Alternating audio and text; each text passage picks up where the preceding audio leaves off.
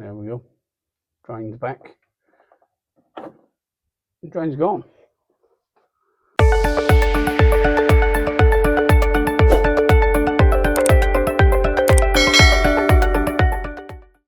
All right, morning guys. It's Monday morning. We're back. I don't know if you see the our 6 monthly review over the weekend, but that gives us a sort of rundown of what's been going on. If you haven't seen it, go and check it.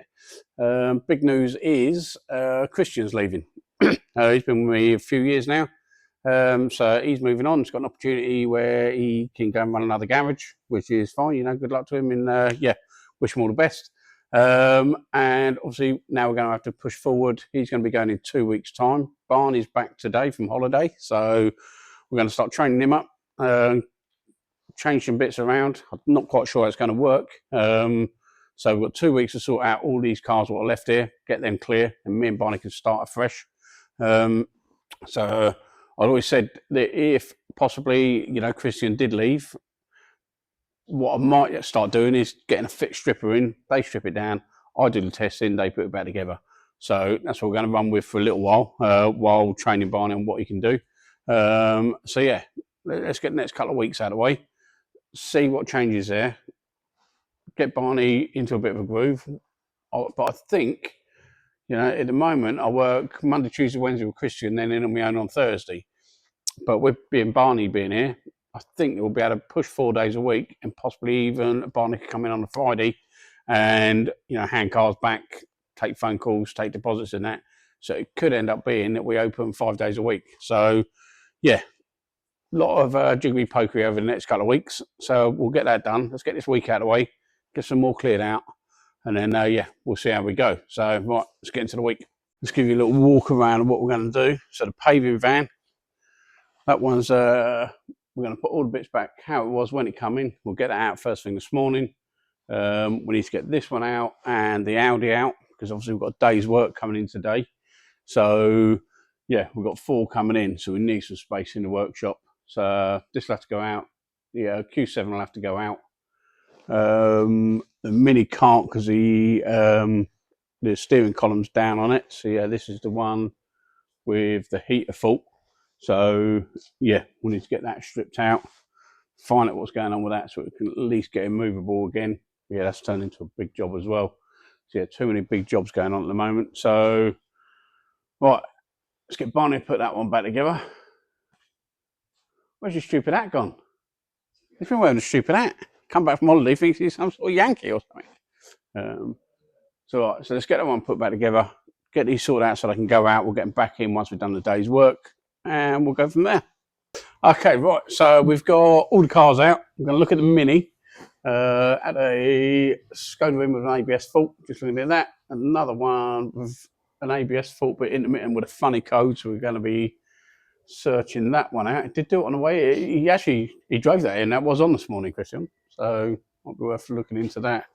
So Barney's never seen a battery discharge, and we've got this Range Rover in with one. So we're going to explain sort of what we do, our process, what battery discharge is, and all that sort of stuff.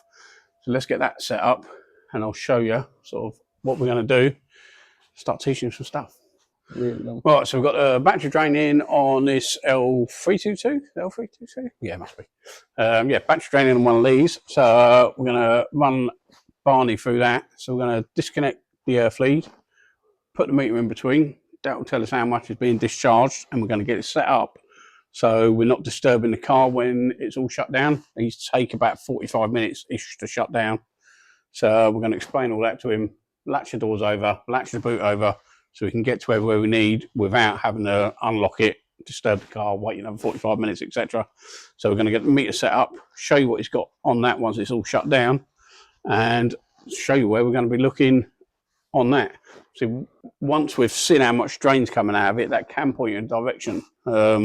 If it's a massive drain, you know, something real heavy like an amp or something like that, you know it's not going to be a glove box light or something like that. So yeah, you can make an assessment just by knowing what it is. So we need to first sort of work out if the customer is telling us the truth or what they think is the truth. Because if it's got a flat battery and they only run it for 20 minutes and then next day it's flat, that's only because it's only had a tiny charge and it hasn't flattened it down?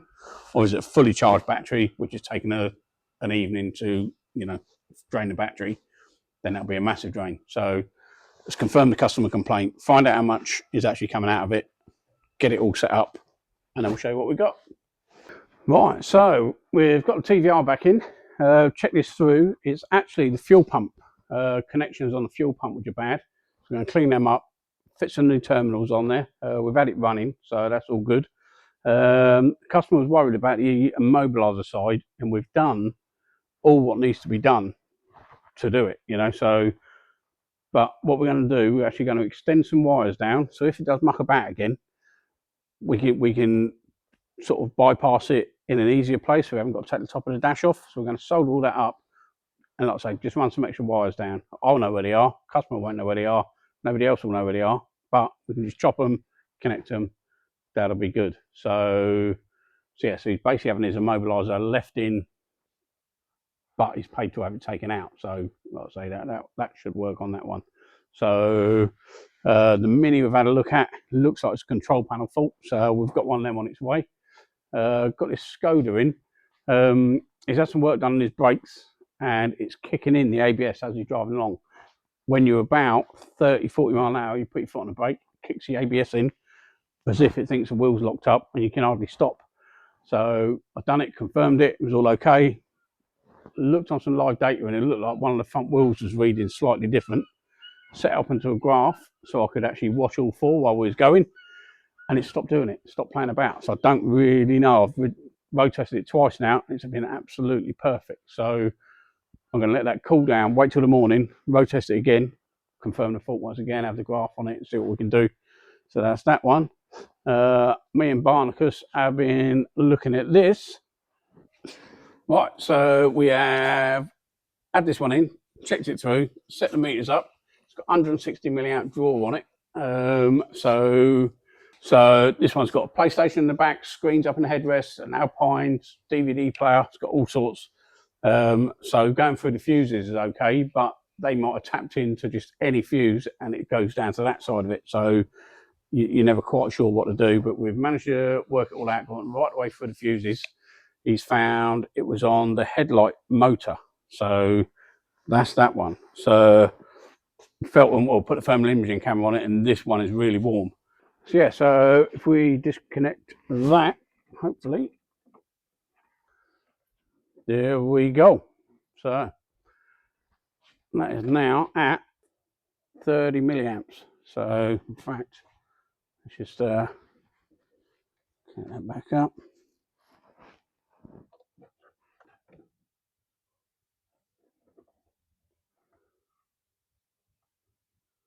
There we go. Drain's back. The drain's gone. So that is a MOT requirement apparently. So yeah, because it's got Xenons, it will need some sort of wash wipe system on it. So we'll get it stripped out, see if they're available. If not, we'll just recommend to the customer what it needs, and that's our bit done. But yeah, battery drain's good. So they're saying it takes overnight to flatten that battery, but it can't be. Battery of that size, 150 milliamp, that'd last quite a while. So yeah, we're going to leave it like that, give it back to the customer and see what they think. So right, let's get back on this TVR. Right, so I thought I'd just do a little video, and then I couldn't do it because I couldn't find my phone. But funny enough, the phone is what I'm recording on. It's not funny. So we've had this one, had the TVR in, jacked it all up, taken the terminals off of the fuel pump, cleaned them up, fitted some new terminals. Barney fitted them. Is am I a fussy git? Yeah. 3 rounds of crimping later. Yeah, obviously teach him how to do it, and yeah, so he's done a few test ones over there, and yeah, so again, it's not just got to work, it's got to look right and everything. So yeah, that lot's been done. We're going to take out, bypass one part of the immobiliser, leave the other part in because that's actually working. And again, we're going to make sure we can bypass it a bit further down so we don't have to take the whole dash out if we're going to get to it anymore. This one's coming from an alarm removal as well. But again, he's like, can you just take the aftermarket immobiliser out? It's all been built into the main loom. They've built a nice ECU or relay box all been a custom made loom and they've run it straight into it, so it's not a separate thing. So not quite sure what we're going to do with that, whether just cut it out, bypass it, yeah, not sure. So we're going to strip that one out. Had 2 Jaguars in, both of them semi-parking, yeah. Yeah, one's this XE, it's got a reverse camera fault, so they booked it in for that. And I said, don't fit a camera, whatever you do, it's never that. It's either broken wires or the parking sensors. The parking sensors fail, it knocks the camera out, or 9 times out of 10 it's broken wires. So they sent it all down. Right, so it does look like it's the camera at fault, not the wiring. Check the wiring right the way through, checked all the sensors, everything's working, all the powers and lines and everything good up to here. They have a coaxial cable which sometimes breaks, but it's got a signal up there. So they're going to have to try a camera in that one. Oh, what'd you find on this one then, big boy? Ooh, he's going to kill us. This had a parking sensor fault. So Christian put a scanner on it and it said it had communication with it, but it said there was an internal fault in the module. So I located it, it was in the boot, in the spare wheel. And we pulled it out and it's full of corrosion in there. Oh, nice. So, and that's after trying to clean it. So we then pulled it out and even that is gone. Bad, isn't it? Jesus. Yeah, it's not great. So yeah, so yeah, we did try and clean it. All the connections were corrosion on as well, so we cleaned them all up. Well, tried to at least. Still didn't work. So that's a new module, that is. Cool. So I've got the C3 on the ramp. This is a weird one. Apparently the battery just went flat and it's knocked the gearbox out. We're getting a communication fault from the engine to the gearbox, but nothing in the gearbox saying it's not talking to the engine. But we've got 3 codes in the engine saying it's not set up right. The clutch actuator isn't setting up right. So we're just going to have to go through it one thing at a time because nothing's really pointing us in any direction.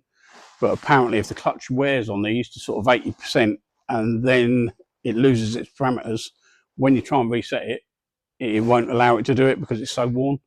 So yeah, is it just a clutch? These become a nightmare. I know a few garages have fitted all the components on it, new clutch, new actuators, new everything, and they still can't get it working. So we're going to check the wiring through, straight from the position sensors up to the ECU, see what they're doing, go from there. So that one's all stripped out. Barney's taken all the battery tray out, or the battery out of it.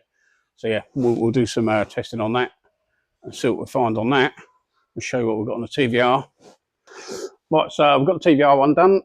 Just got to put the dash back on that, but it's up driving, just test driven it. So the dash going back on that one in the morning. We had the Skoda in, what was playing about on the ABS, and yeah, we can't get that to play up. Customers just come down, picked it up, done 2 miles, and straight away it's come back on. We're giving it about a 15-mile road test this morning, so that one's back in for tomorrow. And we've got 172 out there. I'm just about to pull in to do a mobiliser fault on it. So, right, that's going to be the end of the week. No, that's going to be the end of Wednesday. I'll see you on Friday.